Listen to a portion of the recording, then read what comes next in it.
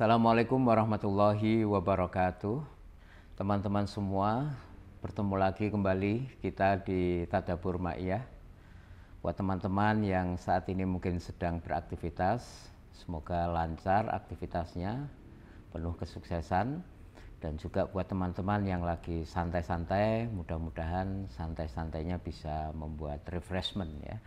Dan kita akan lanjutkan Tadabbur Ma'iyah kali ini seperti biasa bersama Mas Saiful, dan kita akan memasuki surat Al-Baqarah ayat 8 dan 9. Kali pertama kita akan menyelami Tadabbur Ma'iyah yang disampaikan oleh Mbah Fuad pada ayat surat Al-Baqarah 8 dan 9. Untuk itu langsung saja saya ingin persilahkan Mas Saiful menyampaikan inti atau poin-poin dari Tadabbur Ma'iyah yang disampaikan oleh Mbah Fuad untuk surat Al-Baqarah ayat 8 dan 9. Baik, terima kasih Mas Helmi dan teman-teman semua yang menyimak acara ini. Kita akan mulai dari surat Al-Baqarah ayat ke-8 yang berbunyi Bismillahirrahmanirrahim. Wa minan nasi may yaqulu amanna billahi wa bil yaumil akhir wa ma hum bimu'minin. Yukhadi'una Allaha walladzina amanu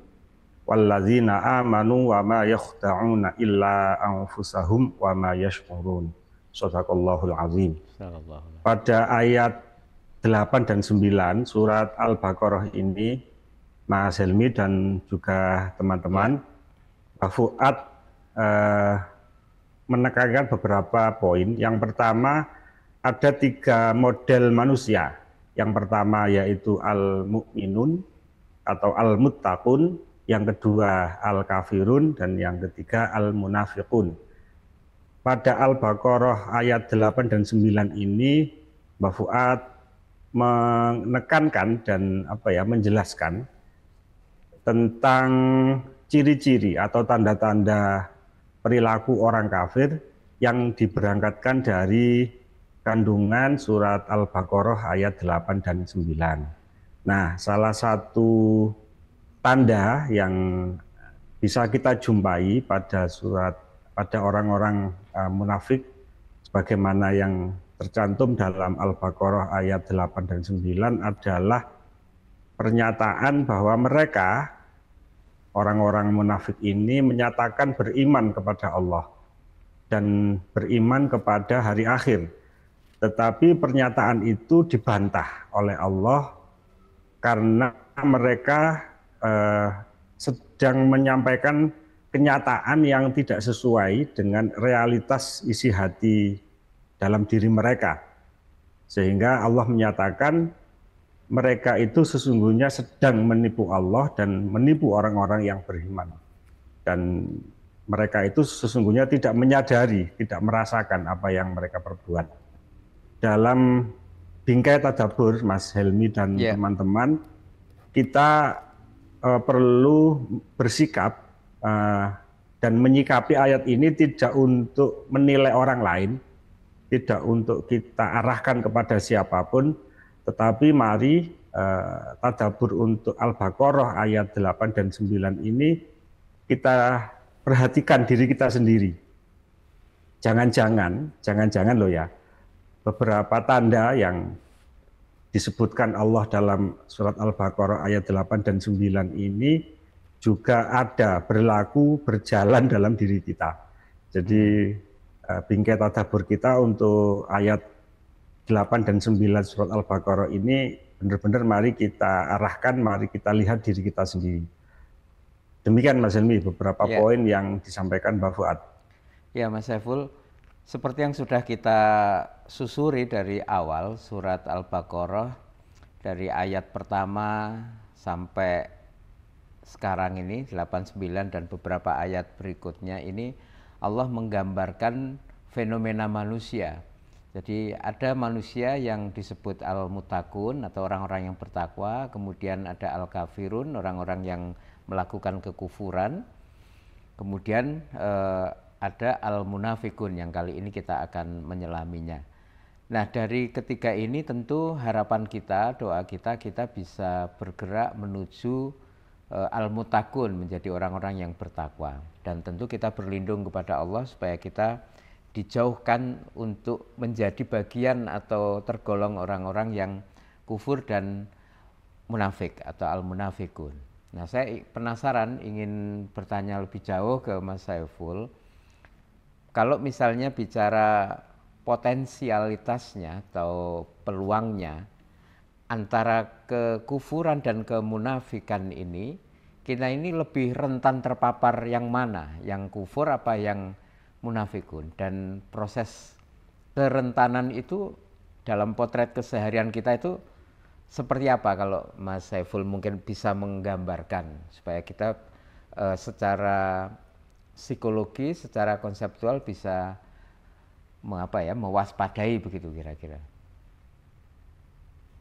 Ya, baik Mas Helmi.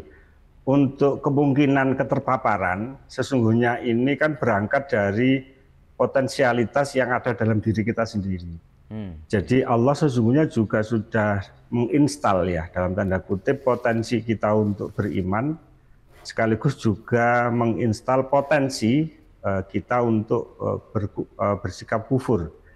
Nah, pada saat yang sama Allah juga memberikan kemungkinan-kemungkinan potensi dalam diri kita untuk bersifat atau berperilaku sebagai orang munafik.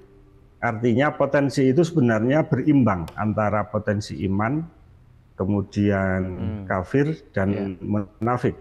Tetapi potensi itu akan berjalan, akan bekerja dalam pengalaman dan konteks kehidupan kita masing-masing.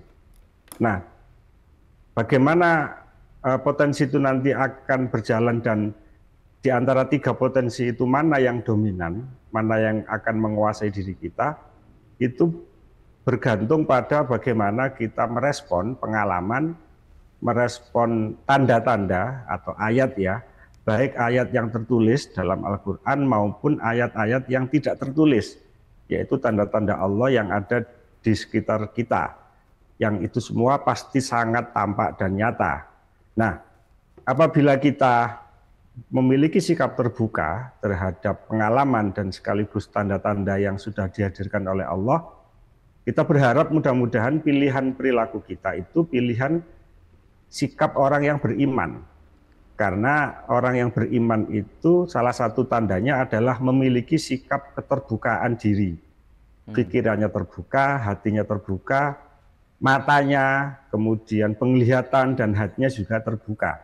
Sehingga kita bisa membaca dan merespon tanda-tanda itu secara tepat.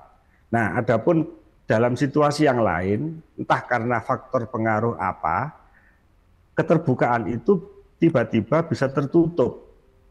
Pikiran kita tertutup, hati kita tertutup, pendengaran kita tertutup, dan mata penglihatan kita tertutup. Tertutup di sini artinya bukan tertutup secara fisik ya, secara jasmani. Kita tetap bisa mendengar, kita tetap bisa melihat. Tetapi makna dari apa yang kita lihat, makna apa yang kita dengar, itu tidak masuk ke dalam kesadaran yang paling mendasar karena hati kita sudah tertutup oleh sesuatu yang kita ciptakan sendiri. Sesuatu itu bisa karena kesombongan, karena gengsi, karena perilaku atau rasa menganggap bahwa diri kita ini yang benar, sehingga informasi baru yang masuk dan itu menurut kita kok bisa mengancam eksistensi kebenaran yang kita yakini, sehingga kita nanti takut untuk tidak dianggap benar. Itu semua faktor internal itu bisa menjadi penutup hati kita, sehingga kita berpikir tidak objektif, tidak logis, dan tidak rasional. Nah, faktor-faktor internal itulah yang bisa menutup pintu hati. Nah, situasi ketertutupan pintu hati itu nanti yang kita khawatirkan jangan-jangan justru menghasilkan sikap kufur.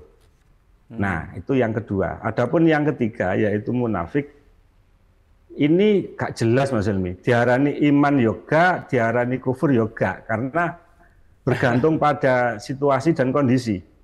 Nek pas gombol ambek para kiai, gus dan syekh menika kaya iman-imano. Tetapi itu semua hanya apa ya? Hanya performa. Nah, performa ini dinyatakan secara sangat jelas oleh Allah dalam surat Al-Baqarah ayat 8 tadi. Mereka itu mengaku di depan orang-orang yang beriman dan pasti juga dilihat dan disaksikan oleh Allah bahwa mereka itu menyatakan diri sebagai orang yang beriman kepada Allah dan beriman kepada hari akhir. Tetapi performa statement verbal semacam itu dibantah oleh Allah. Dibantah karena Allah pasti mengetahui isi hati dan realitas batin mereka yang sesungguhnya. Maka Allah membantahnya itu dalam Al-Baqarah ayat 9, yukhadi'unallaha walladzina amanu dan seterusnya.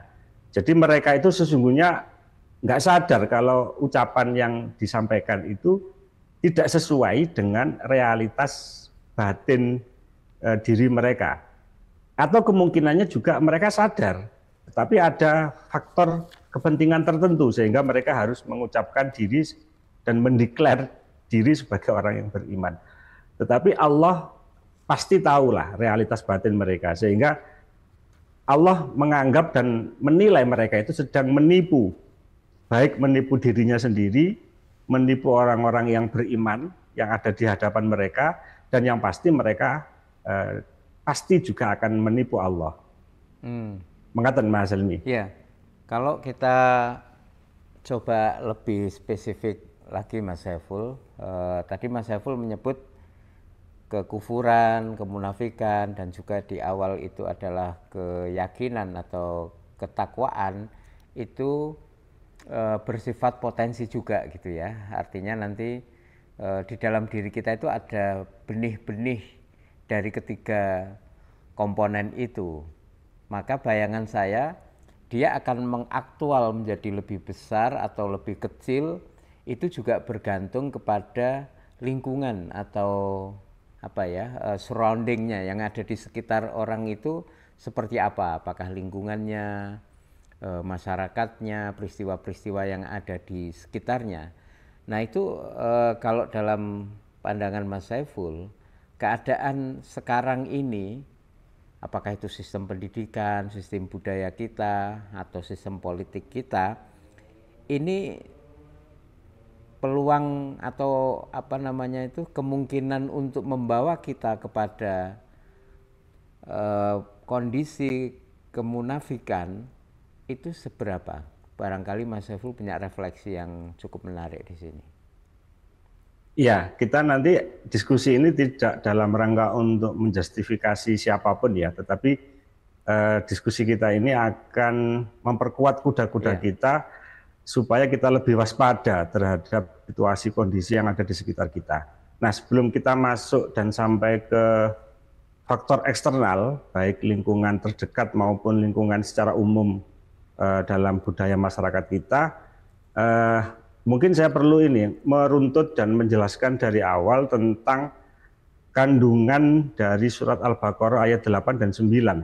Ya. Ini supaya kita punya punya konteks kenapa nanti pembicaraan kita akan tiba di konteks sosial.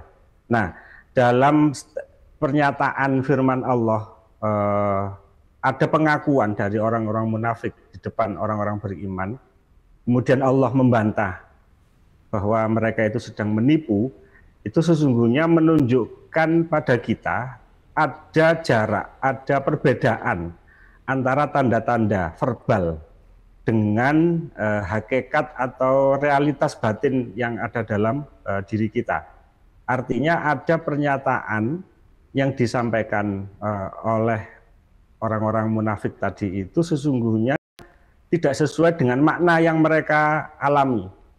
Jadi ada perbedaan antara sisi lahir, yaitu klaim bahwa mereka itu beriman, dan yang berbeda dengan realitas batin. Karena Allah tahu realitas batin mereka itu sesungguhnya mereka itu tidak atau belum beriman. Satu. Yang kedua, ada dua aspek yang berlawanan atau yang kita sebut dengan dualitas yang berbeda, yaitu pertama performa ini diwakili oleh statement kami beriman, Nah, ini kan berarti performa verbal ya Mas ya. Ya. Nanti juga bisa kita bawa performa secara tampilan. Misalnya nyun sewu, kopiahan, serbanan, jenggoten, terus gaya jubah, itu performa apa ya? Performa fisik. Tetapi pasti akan ada ketemu dualitas antara performa yang diwakili oleh statement kami beriman dengan esensi, dengan realitas batin yang sesungguhnya. Nah, monggo nanti kita bisa menganalisis apakah performa yang menunjukkan itu tanda-tanda atau simbol-simbol keimanan, apakah itu akan juga sesuai dengan realitas esensi yang ada dalam batin kita. Nah, monggo ini yang bisa menjawab kita, bukan orang lain, karena yang mengalami adalah kita.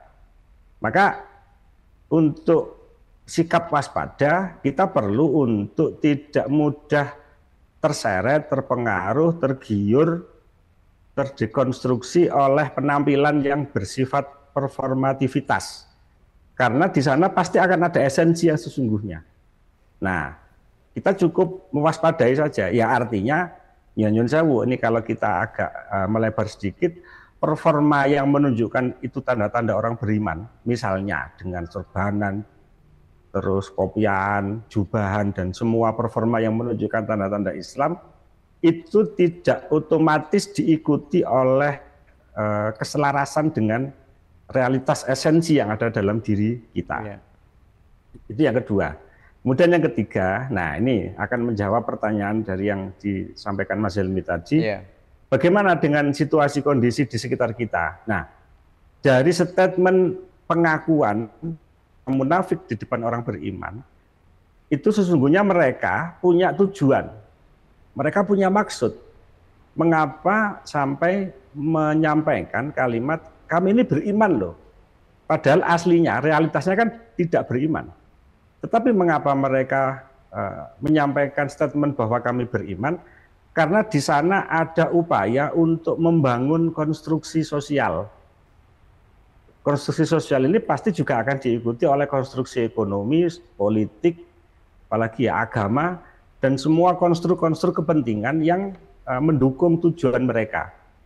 Jadi komunikasi yang mereka jalankan, yang mereka bangun bersama orang-orang beriman, itu ya mengikuti pola orang-orang beriman. Karena berada di lingkungan orang beriman, maka statementnya ya akan mengikuti pola orang-orang beriman, sehingga tampil muncul keluar statement kami ini orang beriman. Karena mereka punya tadi itu punya apa ya? Punya upaya untuk melegitimasi diri mereka dengan lingkungan yang ada di sekitar mereka. Ya. Tetapi jangan lupa Mas Helmi dan juga teman-teman, upaya untuk membangun konstruksi sosial, politik, ekonomi untuk memuaskan dahaga ego kepentingan itu yang dibangun oleh legitimasi yang apa ya, yang tidak memiliki akar sambungan dengan realitas batin yang sesungguhnya, itu sesungguhnya legitimasinya bersifat rapuh, sangat rapuh. Mengapa? Karena tidak didukung oleh esensi realitas yang sejati. Nah, taunya dari mana ya? Ya Allah yang pasti akan tahu. Maka Allah membantah, gak, iku ngapusi iku. Karena mereka sesungguhnya belum beriman. Nah, artinya pola komunikasi semacam ini apa bisa terjadi dalam lingkungan dan situasi aktual kita hari-hari ini? Sangat mungkin. Karena orang berupaya untuk menjalankan aksi dirinya dalam rangka membentuk konstruksi sosial, ekonomi, politik itu di tengah lingkungannya supaya dia diterima oleh lingkungan itu. Nah, dalam rangka apa? Dalam rangka untuk menjalankan dan mencapai tujuan kepentingan mereka. Tidak dalam rangka untuk benar-benar menyadari dan beriman kepada Allah, tetapi lebih memenangkan ego kepentingannya. Kira-kira begitu, Mas Helmi. Tadi Mas Saiful juga menyampaikan, seraya mengutip Mbah Fuad mengenai surat Al-Baqarah ayat 8 dan 9 ini, di mana digambarkan orang-orang munafik itu adalah mereka tadi mengatakan beriman, tapi sebenarnya mereka itu tidak tidak seperti itu. Jadi dia ngomong beriman hanya ketika di depan orang beriman, nanti begitu berlalu dan kembali ke orang-orang yang tidak beriman, dia mengatakan aku mengejek mereka kok. Nah, ini secara implisit saya melihat bahwa orang yang terpapar kemunafikan itu diantaranya adalah mereka yang tidak memiliki sikap atau prinsip, atau kalau bahasa menterengnya mungkin tidak punya ideologi begitu yang dipegang kuat-kuat. Nah, mungkin Mas Saiful sebagai praktisi pendidikan, sebagai sarjana pendidikan bisa melihat apakah ketidakpunyaan prinsip itu juga disumbangkan oleh bagaimana selama ini pendidikan kita di dalam mendidik anak-anak, mendidik masyarakat, atau membentuk pribadi-pribadi di dalam masyarakat itu memang tidak menekankan penting banget tentang memegang prinsip yang kuat. Ditambah lagi nanti semua itu bisa luntur ketika seseorang itu tidak memiliki kemandirian. Apalagi kalau lingkungan itu permisif, ya kentir gitu. Lebih-lebih kalau ngelihat di penghujung Tadabbur Ma'iyah yang ditulis oleh Mbah Fuad ini, beliau menggambarkan penyakit kronis orang munafik adalah ketidakjujuran. Kalau sehari-hari misalnya kita ngelihat ketidakjujuran itu mudah terperagakan, terekspos, bukan tidak mungkin kita kentir. Apalagi kemudian Mbah Fuad menyitir sabda Nabi Muhammad SAW yang menggambarkan indikator kemunafikan itu dengan sangat konkret, dengan jelas gitu ya. Kalau Mbah Fuad menyebut secara konkret indikator kemunafikan. Yang pertama, orang-orang munafik itu memiliki ciri ada 3. Jika dia berbicara dusta, jika berjanji akan ingkar, jika diberi amanat khianat. Kemudian Mbah Fuad mengutip lagi hadis Nabi yang lain yang setema, yaitu jika bermusuhan dia itu curang. Itu jadi orang munafik. Beliau kemudian menambahkan, beliau Kanjeng Nabi maksudnya, siapa yang melakukan satu di antara 4 hal tersebut berarti dia telah terpapar kemunafikan.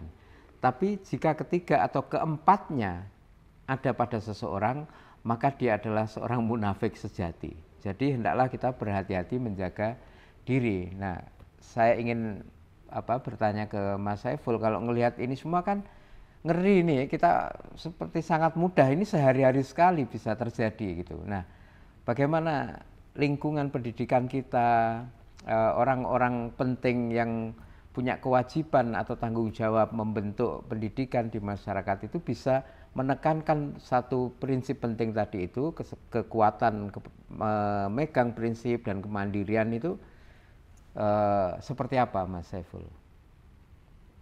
Ya, pertama kita merujuk kepada perspektif yang ditawarkan Mbah Nun dalam perbincangan kita sebelumnya tentang kurikulum hati. Nah, dalam perspektif itu Mbah Nun dengan secara tegas dan gamblang itu menyatakan bahwa pola pendidikan kita itu tidak pernah memiliki kurikulum hati, tidak pernah menghadirkan bahan-bahan pembelajaran yang menjadikan hati kita itu waspada terhadap situasi lingkungan di sekitar kita. Justru yang ditampilkan dalam pendidikan kita adalah ya lebih dominan pada sisi-sisi kognitif. Kemudian afeksi itu atau afektif itu tidak terutama untuk benar-benar menyentuh hati, tetapi untuk ya nyun sewu sekadar sisi-sisi psikologi emosional yang bersifat atau yang berhubungan langsung dengan perasaan. Kemudian yang ketiga yang bahan-bahan yang berhubungan dengan keterampilan psikomotorik. Tetapi elemen yang paling dasar dalam manusia yaitu hati sebagai pusat kesadaran di mana baik buruk perilaku seseorang, baik buruk akhlak dia bertindak tanduk dan berkomunikasi dengan masyarakat, dengan orang lain, itu kan sesungguhnya ditentukan oleh baik buruknya hati. Nah, justru fakultas yang paling elementer dalam diri manusia itu tidak ada kurikulumnya. Jadi piye oleh belajar wong kene kurikulumnya. Maka Ya. tidak heran ketika ya ini kita lihat diri kita sendiri lagi ya. Perilaku kita itu tidak selalu didasarkan oleh bisikan atau panduan dari hati, tetapi lebih didominasi oleh tadi itu Mas, bagaimana kita bisa membangun konstruksi sosial, politik, ekonomi sesuai dengan kebutuhan kepentingan kita. Jadi pertimbangannya, pokok aku angger untung, punya banyak follower misalnya, duwe bati akeh, ya sudah selesai. Ya itu berarti cita-cita saya tercapai. Dengan cara bagaimana? Nah, salah satu yang kita perlu waspadai ya dengan melakukan apa ya dekonstruksi komunikasi. Jadi ada komunikasi yang kita rusak sendiri.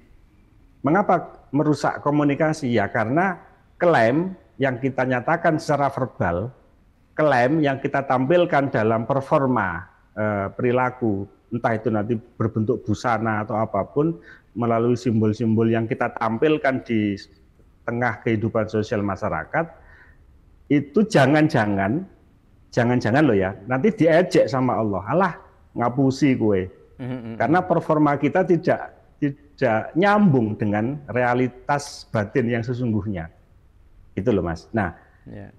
kalau itu kita analisis secara lebih detail lagi, maka surat Al-Baqarah ayat 8 dan 9 itu kan ada 3 klaim yang mereka tampilkan. Satu, klaim kebenaran. Jadi koyok-koyok mengklaim nek aku iki wis bener, aku iki wis wong iman. Tapi faktanya dibantah oleh Allah. Mereka menipu dirinya sendiri, menipu komunitas orang-orang beriman, dan pasti dia juga akan menipu aku, kan? Begitu kira-kira kata Allah. Nah, klaim kebenaran ini berlaku bagi orang munafik karena apa? Ya jelas, karena performa statement verbal mereka, kami beriman kepada Allah, itu tidak sesuai dengan realitas hati dan tindakan mereka. Makanya ketika berkumpul dengan orang yang nggak beriman, ketika mereka ditanya, lah ini lapo kok kumpul, kok kue menyatakan diri beriman, sebagaimana yang ditulis oleh Mbak Fuad ya. Terus mereka kan menjawab, kak aku gurguyon, aku malah tujuanku itu ngelek-ngelek. Tuh, berarti kan ada tindakan bermuka dua. Yeah. Gitu. Jadi ada klaim kebenaran yang mereka sampaikan itu kita jumpai sebagai ketidaksesuaian antara apa yang dikatakan dan kenyataan yang dihadapi. Yang kemudian klaim ketulusan, koyok-koyok tulus, ikhlas, polos bagi orang beriman. Tapi padahal orang-orang munafik ini apa ya, mereka melanggar isi hati mereka sendiri. Itu. Karena tujuannya ya memang tidak untuk menyatakan secara tulus bahwa diri mereka beriman, wong mereka itu main-main. Itu kan.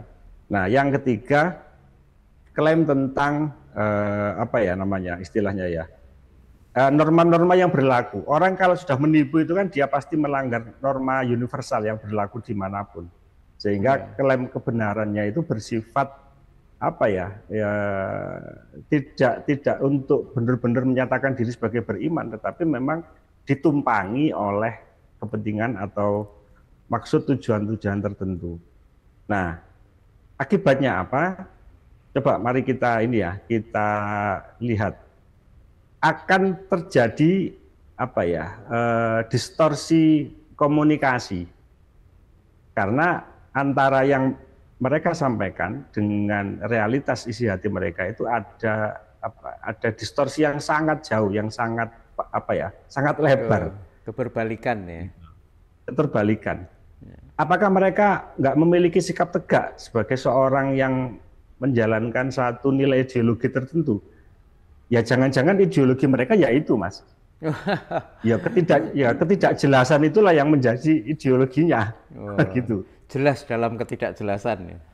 Oh iya, jelas dalam ketidakjelasan. Ngoten Mas Alwi. Ya, oke. Terakhir Mas Saiful, Mbak Fuad berpesan di penghujung tadabbur ini, jadi hendaklah kita berhati-hati menjaga diri.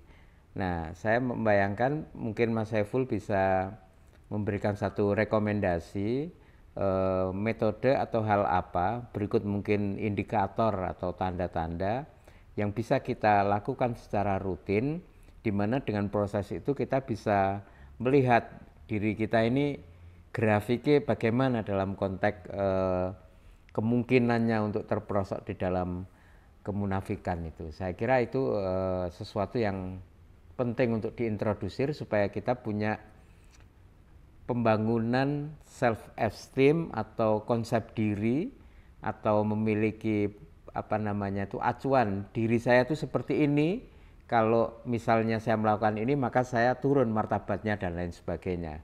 Barangkali Mas Saiful punya rekomendasi yang cespleng buat saya dan teman-teman barangkali. Oke, terima kasih Mas Zemi.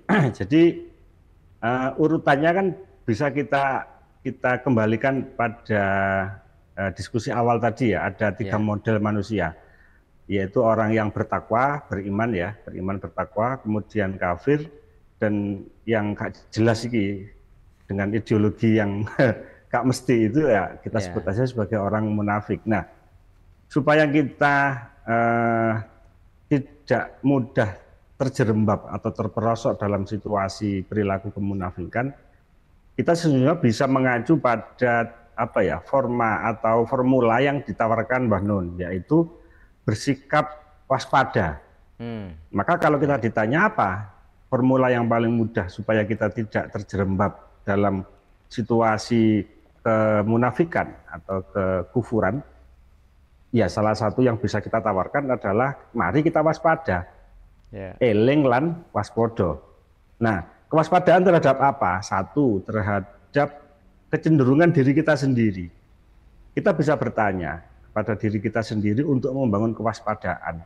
Apakah selama ini kita sudah memiliki pikiran, hati yang sudah sedemikian terbuka untuk membaca tanda-tanda Allah, baik tanda-tanda yang difirmankan dalam Al-Quran maupun tanda-tanda yang tidak difirmankan, yaitu ayat-ayat yang ada di lingkungan dan alam sekitar kita. Nah, itu mari kita jaga sikap keterbukaan itu dengan merasa bahwa sebenarnya kita itu belum tahu apa-apa. Kita antara yang kita tahu dengan yang tidak kita tahu, itu pasti lebih banyak yang kita tidak tahu. Mungkin kita tahu satu hal, tetapi 99 hal yang lain kita tidak tahu. Maka kita perlu untuk bersikap terbuka, hati kita terbuka, pikiran kita terbuka, mata, pendengaran kita terbuka, sehingga ketika kita memperoleh nasihat, memperoleh pandangan-pandangan baru melalui proses diskusi seperti ini, kita tidak menutup diri, kita tidak tidak pasang kuda-kuda untuk melakukan reject atau penolakan. Tapi kita terima. Soal nanti kita pakai apa tidak, itu bergantung pada bagaimana kita memproses informasi itu dalam diri kita. Tetapi kalau sudah tertutup, maka kita nggak akan dapat bahan apa-apa. Karena makna dari apa yang kita dengar, makna dari apa yang kita lihat itu tidak akan masuk. Karena pintu kita sudah tertutup. Allah menyatakan, khotamallahu ala qulubihim wa ala sam'ihim wa ala absarihim, dan seterusnya yang kita diskusikan di pertemuan yang lalu. Jadi khotamallah itu tidak terus Allah lantas menutup, tidak, itu konsekuensi logis dari pilihan kita sendiri yang menutup perspektif hati kita, menutup makna dari apa yang kita dengar, menutup makna dari apa yang kita lihat. Nah, kalau sudah kita waspada terhadap ketertutupan itu, maka ya mari kita upayakan diri kita itu untuk bersikap terbuka dengan merasa, ya anjane aku urung iso, aku urung roh. Kata orang Jawa, iso rumongso, bukan rumongso iso. Nah, yang kedua, yang ketiga, kita juga perlu waspada dalam hal-hal yang sifatnya itu atau faktor eksternal, Mas Helmi. Karena ketertutupan itu bisa muncul dari internal, tadi ya, karena ego, karena mempertahankan kebenaran sendiri, nggondeli benere dhewe. Itu kan faktor penutup yang bersifat internal. Tetapi ada juga kita perlu waspada faktor penutup yang menyebabkan hati kita, pendengaran dan seterusnya itu menjadi benar-benar tertutup, itu karena faktor eksternal. Apa faktor eksternal? Ya semua hal yang mendorong kita untuk memiliki sikap yang yang tertutup. Misalnya begini, sekarang ini kan sedang ramai, sedang banyak diperbincangkan tentang kebenaran itu kok bisa beradu dengan kebenaran. Podo-podo benere, tetapi kenapa kok mempertengkarkan? Nah, ini pernah disampaikan Simbah beberapa tahun yang lalu. Yeah. Nah, ini akan membentuk polarisasi antara kubu A dan kubu B, versi pendapat A dan versi pendapat B. Nah, itu kalau kita tidak waspada, Mas, kita akan masuk ke dalam salah satu blok untuk membela. Nek gak ngono, wis aku tak bolok ae, soalnya cocok ambek pikiranku. Nah, cocok dengan pikiran saya, itu juga perlu kita waspadai. Jangan-jangan keputusan itu hasil dari bias kesimpulan, bias pemikiran. Sehingga kita akhirnya ikut kontra, memusuhi dalam tanda kutip ya, versi B. Sing versi B yang ngono, wis aku tak bolok B ae. Maka akan kontra dengan yang pendapat versi A. Nah, itu suasana sosial politik yang polarisasinya sangat tinggi, itu juga bisa menjadi faktor penutup sehingga kita tidak bisa terbuka dan tidak bisa berpikir secara logis dan objektif.